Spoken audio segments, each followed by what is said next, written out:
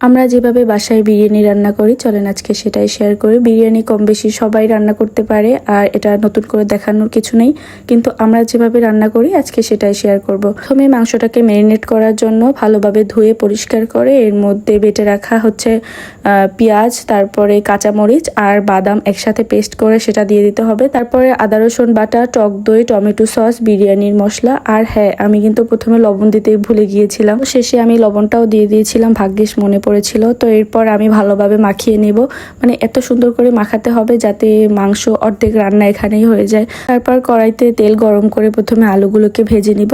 আলু দিতেই হবে বিরিয়ানিতে, আলু না দিলে একদমই চলবে না।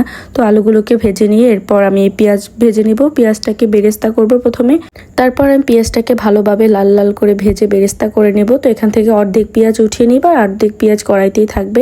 এই যে আমার পেঁয়াজের বেরেস্তা করাও শেষ। এরপরে ম্যারিনেট করা মাংসটাকে ওই কড়াইয়ের মধ্যে দিয়ে দিব।